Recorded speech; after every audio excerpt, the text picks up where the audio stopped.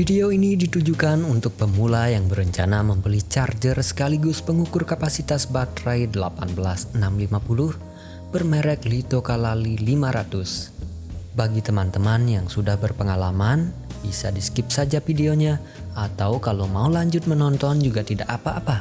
Siapa tahu ada pengetahuan baru yang bisa didapat di video ini. Cara penggunaan charger Litokala ini bisa dibilang cukup simpel, namun bisa menjadi membingungkan bagi orang-orang yang baru pertama kali bersentuhan dengan alat ini.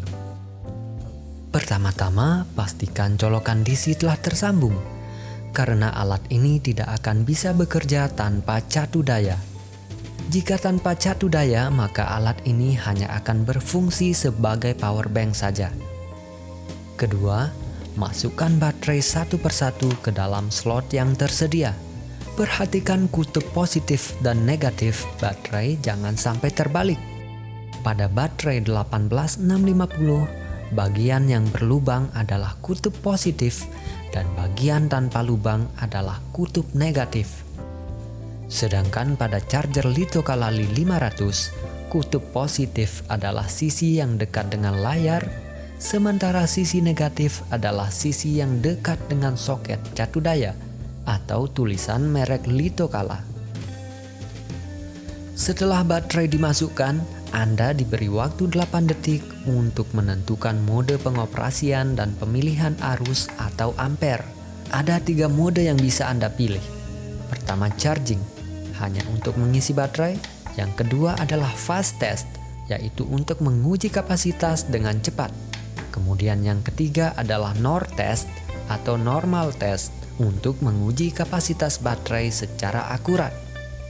Untuk besar arus atau ampere terdapat 4 pilihan, yaitu mulai dari 300 mA, 500 mA, 700 mA, dan maksimal 1000 mA atau 1 ampere. Untuk mendapatkan hasil pengujian yang akurat, kami sarankan untuk menggunakan mode normal test dengan tulisan NOR test pada layar. Karena normal test ini akan melalui 3 langkah. Pertama, baterai akan di-charge sampai penuh atau hingga tegangan 4,2 volt. Setelah itu, baterai akan dikuras dan pada tahap inilah dilakukan perhitungan kapasitas baterai dimulai. Pada tahap terakhir, baterai akan diisi kembali sampai penuh dan baterai siap digunakan. Jika setelah memasukkan baterai Anda tidak memilih opsi apapun, maka secara otomatis Litokala akan memilih mode charging sebagai pilihan defaultnya. Untuk merubah mode, Anda tidak perlu mencabut dan memasang kembali baterainya. Cukup dengan menekan tombol mode lebih lama, kemudian pilih mode dan arus yang diinginkan. Hal ini bisa menghemat waktu dan tenaga Anda. Alat ini bisa beroperasi dengan beberapa mode dan arus yang berbeda di setiap slot baterainya. Anda hanya perlu memilih tombol angka slot baterai dan pilih opsi yang Anda inginkan. Misalnya pada baterai 1, Anda ingin mode charging saja, lalu baterai nomor 2 ingin dilakukan fast test, dan baterai 3 ingin dilakukan normal test. Sangat mungkin dilakukan secara bersamaan oleh alat ini. Apabila baterai tidak terbaca di Litokala, kemungkinan besar voltase baterai kurang dari 2,5 volt. Biasanya dengan menunggu beberapa menit baru bisa dideteksi. Untuk kasus baterai yang tidak bisa terdeteksi pada charger Litokala ini, meskipun sudah ditunggu dalam waktu yang cukup lama, akan saya buatkan video terpisah nantinya. Baterai yang sudah selesai diproses ditunjukkan dengan munculnya tulisan END pada layar yang tidak berkedip.